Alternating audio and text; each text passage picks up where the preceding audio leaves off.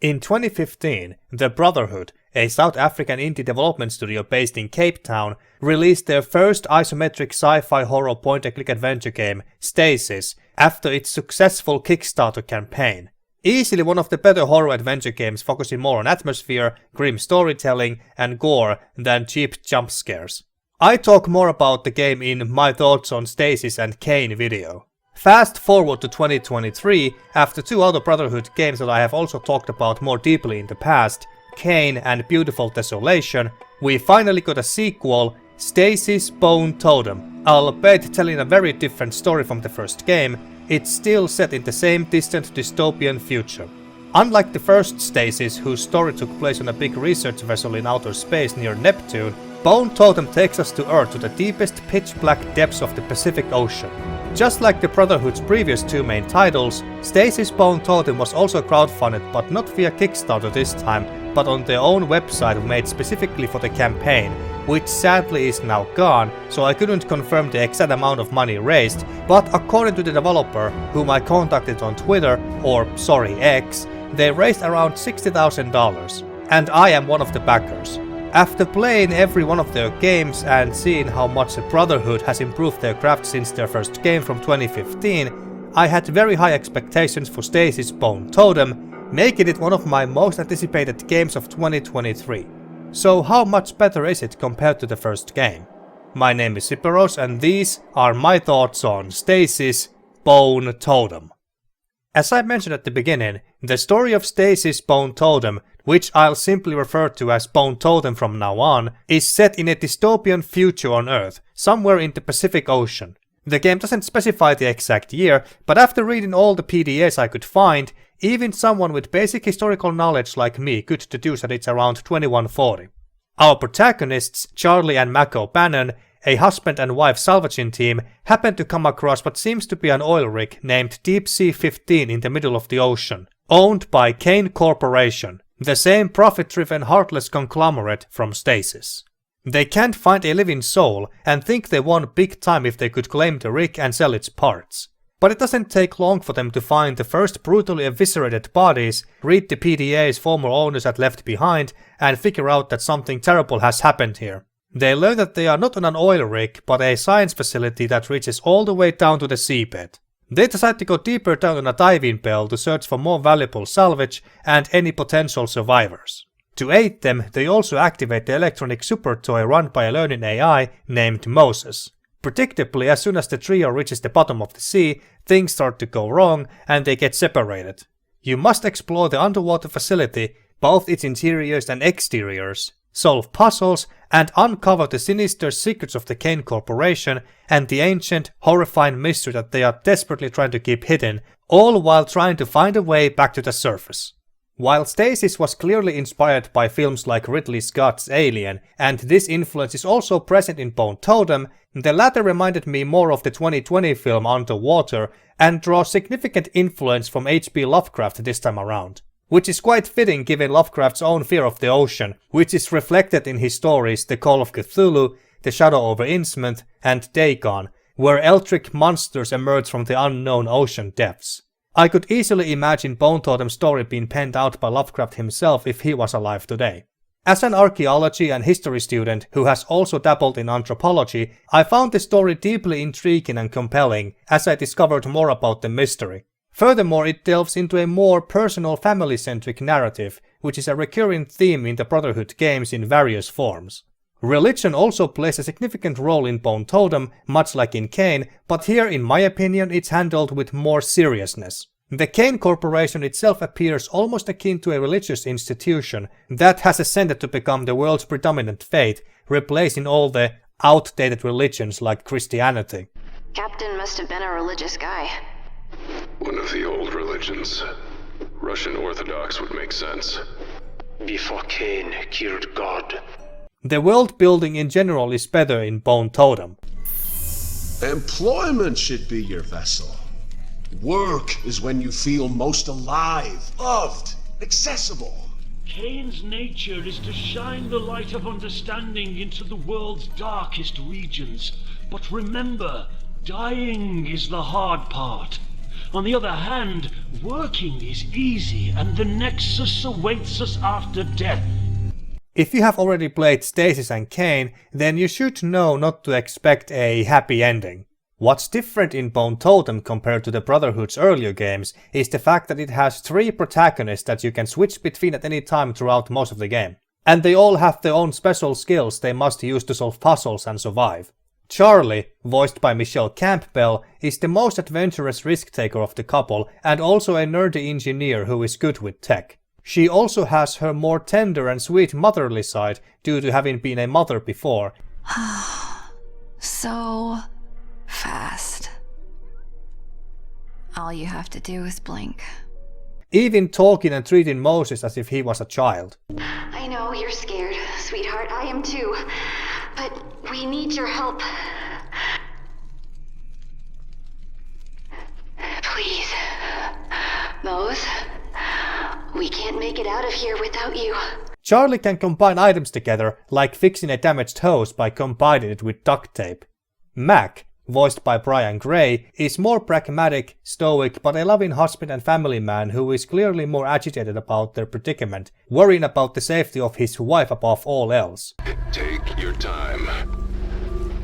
I mean, you know, not too much time. I can't hold this thing still forever. I just mean...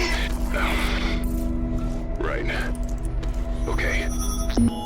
He likes to use his strength to fix problems because his ability is to dismantle objects, typically transforming one item into 2, each with its unique use in other puzzles.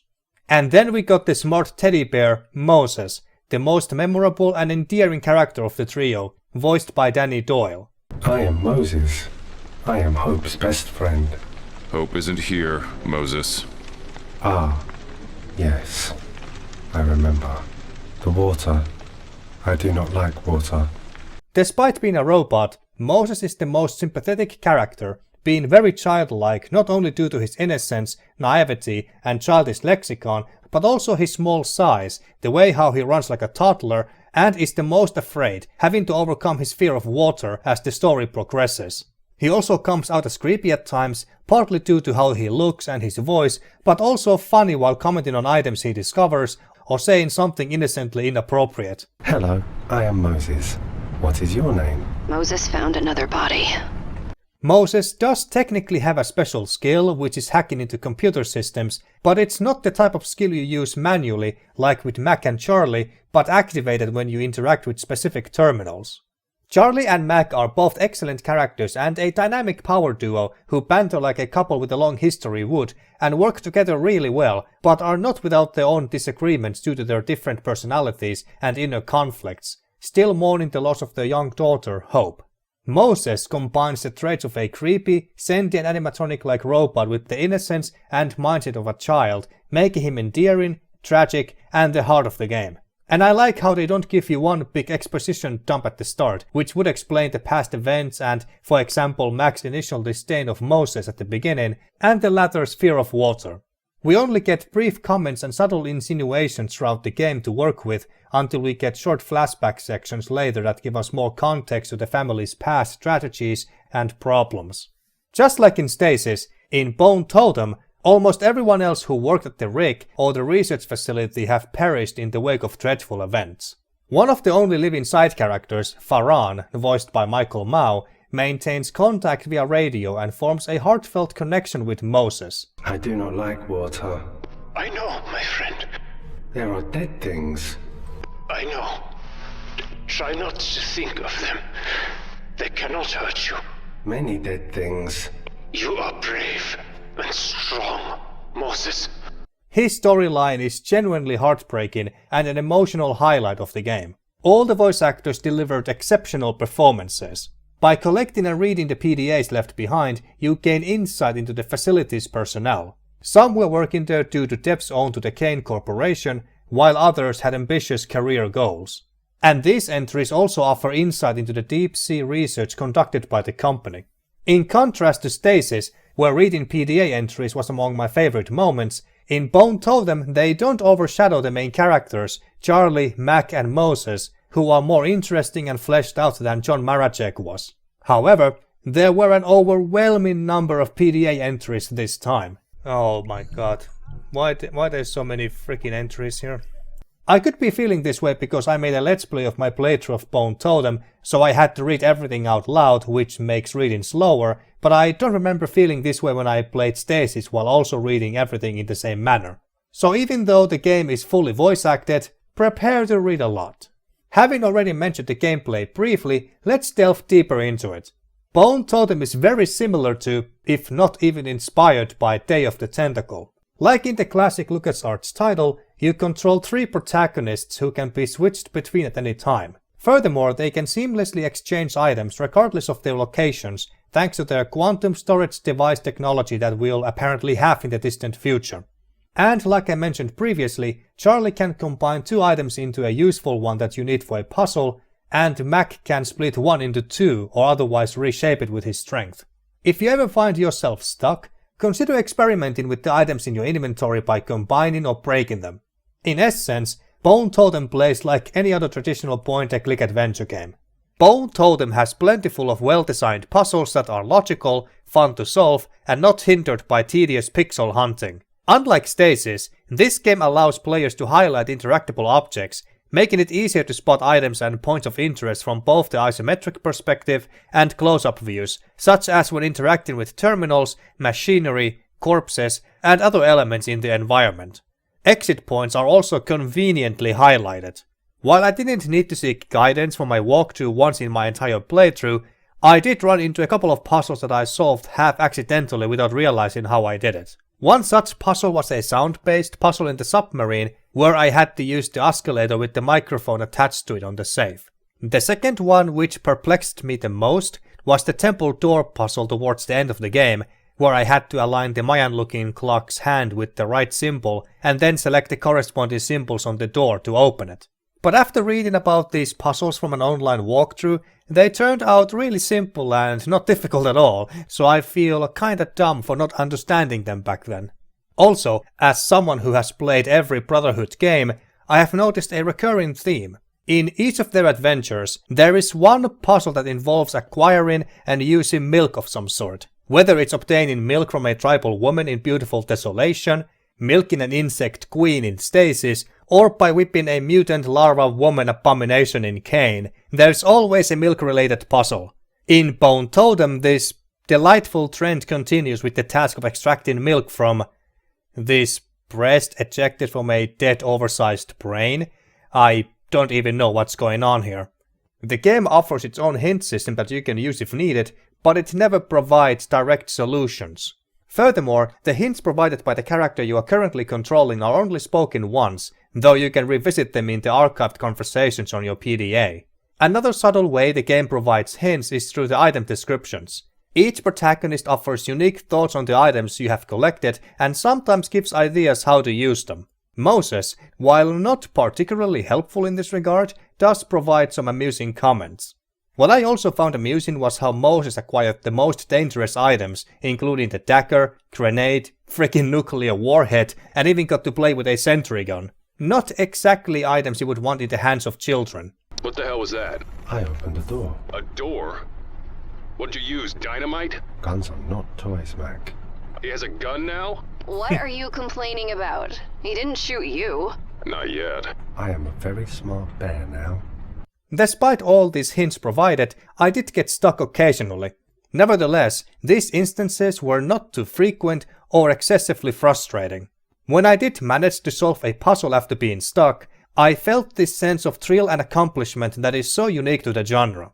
Bone Totem's puzzle design in my opinion strikes the perfect balance. It's challenging but not overly difficult, evoking a nostalgic feel reminiscent of the 90s. The puzzles are intellectually stimulating, yet not so illogically complex that they could only be solved by sheer accident. The game also includes optional collectibles, but they are exceptionally difficult to find. I only stumbled upon one of them by sheer luck, and soon forgot about the rest, so I wasn't even actively looking for them. Just like in Stasis, you can also die in this game, but death is not treated as a constant looming threat you need to watch out for. In Bone Totem, deaths are treated more like secrets you must discover yourself. Some of the death scenarios are very obvious. For example, encountering a ferocious dog hiding inside a vent should be a clear warning that crawling in without dealing with the beast first is practically asking to be ripped to shreds. Players are even encouraged to experiment and discover these death scenes by trying various actions to see which ones lead to their demise, as each death rewards them with a unique and usually brutal and bloody cinematic cutscene. Speaking about cutscenes, let's talk about the visuals. Following the Brotherhood signature style, the game is from an isometric perspective with beautifully detailed and atmospheric 2D backgrounds, both for interior and exterior underwater areas. Comparing Bone Totem to Stasis, the difference in graphical quality is striking, with the 3D character animations in Bone Totem being much smoother than the 2D character models in Stasis, which I had mistakenly referred to as 3D in the previous video discussing the game. Bone Totem also delivers a more cinematic experience, like the Brotherhood's last game, Beautiful Desolation, thanks to the many fantastic cutscenes that are very high quality for an indie studio composed primarily of only 2 people. It's clear that the developers have improved their craft since Kane's and Beautiful Desolation's development. My only critique regarding the visual presentation is that when characters speak without using the radio, the mouths of the animated portraits in the top left corner don't move. It's a small thing, I know, but it could have added a nice touch to the immersion even without requiring perfect lip syncing. At least their mouths aren't shown when they communicate via the radio. The music was once again composed by Mark Morgan, who is most famous for his work on Fallout and Planescape Torment, just to name a couple. The soundtrack is suitably haunting and it fits the tone of the game, but it's not memorable. Outside of the game's main menu theme, I can't for the life of me remember a single other track from my playthrough. Nevertheless, the soundtrack served its purpose well enough. The game's sound design is doing a lot of heavy lifting in bringing Bone Totem's horrifying world to life. Killing Jill replaced not accepted. Jill operating within established parameters.